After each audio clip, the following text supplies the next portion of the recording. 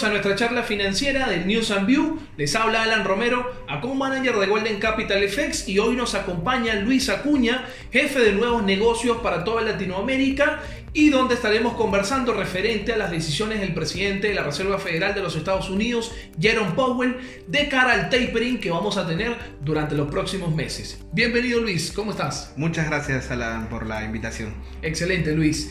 Bien, Luis, para entrar un poco en contexto, queremos explicar un poquito qué es el tapering para todos nuestros queridos conectados que nos están viendo hasta ahora. Sí, bueno, como ya habíamos conversado en programas anteriores, el tapering es la reducción progresiva de los estímulos en la economía de un país, ¿correcto? Es reducir la compra de bonos o activos financieros que hacen que después de haber habido una crisis económica, pues y al inyectar capital, esta se desacelere de a poco, ¿no? Exacto. Ejemplo claro puede ser dejar de comprar activos al gobierno. Exactamente, comprar activos al gobierno, los bonos de gobierno, los bonos del tesoro, por ejemplo, ¿no? Es un ejemplo claro porque ante un escenario de crisis, obviamente el Estado y el gobierno de un país tiene que tomar acción, ¿no? A través de sus entidades reguladoras y quienes manejan la política monetaria de un país para poder paliar los efectos de la pandemia. Exacto. Entonces, quiere decir que la Fed estaría haciendo este recorte de compras de activos para también poder controlar el tema de la inflación debido a que hay más inyección de capital. Exactamente, ese es uno de los efectos, porque recordemos que la inflación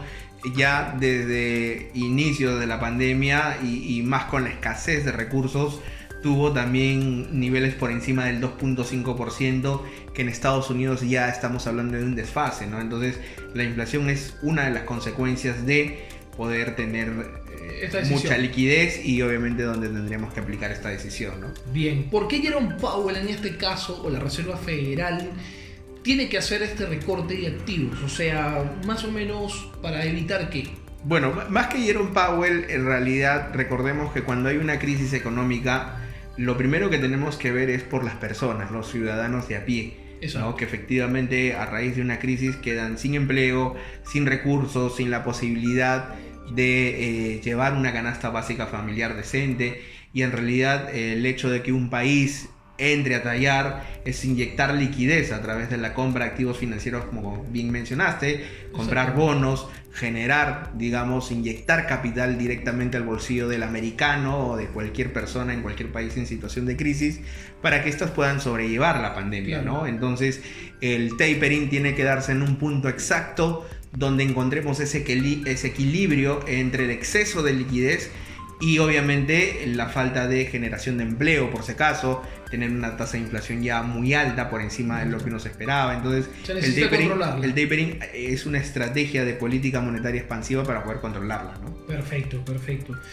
¿En qué año más o menos se tiene proyectado la Fed o Jerome Powell poder aplicar este tapering? Bien, citando las palabras de Jerome Powell el día de ayer, habló de que va a haber una reducción sin duda progresiva de la compra de estos bonos o de la compra de activos financieros para mediados del 2022, iniciando a partir lo más probable de noviembre. No dio una fecha exacta, tampoco dijo el cómo, en qué proporción. Muchos analistas dicen que se podría hacer una reducción gradual entre 15.000 o 20.000 millones de dólares al mes de la compra de 120 millones que ellos aplican.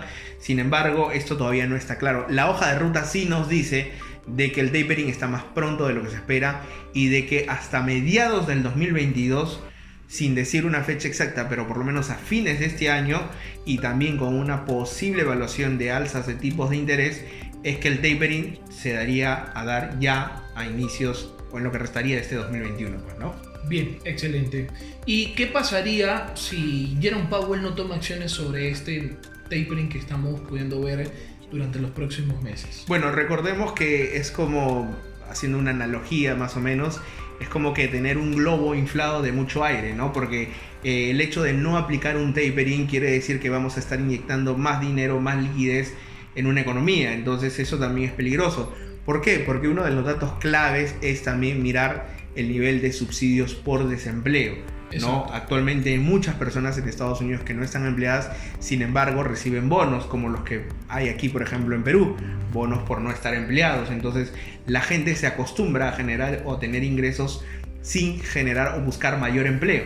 Entonces ese también es un factor peligroso. Entonces el tapering tiene que darse obviamente en ese punto de equilibrio que bien te había mencionado, para encontrar ese momento exacto de manejar los niveles de inflación, generar más empleo, hacer que la economía se mueva sin la intervención del gobierno, ¿no? Es inminente, este tapering tiene que darse. Sin duda alguna, en algún momento tiene que darse. Bien, ¿qué sectores financieros en este caso, Luis, se verían fortalecidos o afectados mediante este tapering que vamos a poder ver? Bueno, más que sectores, hablaría yo primero de la renta variable, ¿no? La renta variable hace muchísimo tiempo viene ya tocando máximos históricos.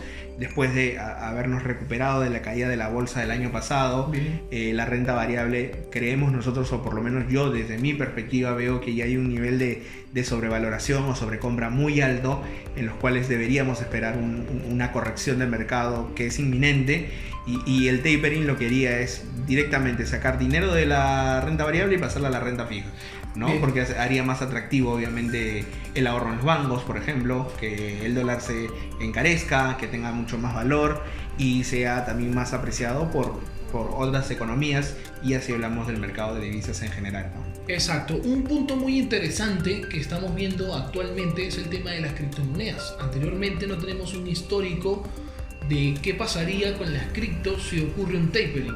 En el 2013, que fue el último tapering que se aplicó, actualmente no existían, en ese momento no existían las criptos. Ahora es un mercado más popular, más reconocido, y que posiblemente podamos ver algún comportamiento durante los próximos meses, durante este tapering que se va a dar. Exactamente, o sea, en crisis anteriores, la más cercana a la del 2008, muchos hablaban del oro como activo refugio por excelencia. Sin embargo, ahora en un escenario en el cual también existen las criptodivisas o las criptomonedas, veríamos de repente por gran parte de los inversionistas, quizás los más jóvenes y los más arriesgados, por qué no tomar posiciones en criptos, ¿no? O sea, considerar al Bitcoin, al Ethereum o cualquier otra criptomoneda, criptodivisa, considerarla como un activo refugio hoy por hoy no es nada descabellado pensarlo, ¿no? Entonces seguramente veremos también cómo se mueve este mercado a lo largo del tapering, ¿no? Así es, hay que esperar su comportamiento, Luis. Hay que ver el cómo y el cuánto, en qué cantidad será la reducción de compra de bonos, si en verdad será a través de esos 15 o 20 millones, o en qué tiempo se va a ir dando, porque también tenemos que ver cuáles son los datos macros. Entonces yo creo que en el camino vamos a ir viendo algunos cambios, ¿no? Perfecto. Bien, Luis, muchísimas gracias. Bueno, para panorama claro, mi recomendación es poder esperar el comportamiento del mercado referente a este tapering que vamos a tener durante los próximos meses. Estas recomendaciones que les puedo dar para todos aquellos conectados que nos están viendo desde casa y para todos aquellos queridos inversionistas, debemos mantenernos expectantes a las proyecciones que tiene el mercado y el comportamiento que vamos a ver durante los próximos escenarios. Esto han sido todas las noticias que le hemos podido compartir el día de hoy. No olviden seguirnos a través de nuestras redes sociales, Facebook, Instagram, LinkedIn y YouTube. Y esto va a ser hasta la próxima transmisión. Muchísimas gracias, Luis. Gracias, Alan. Hasta luego.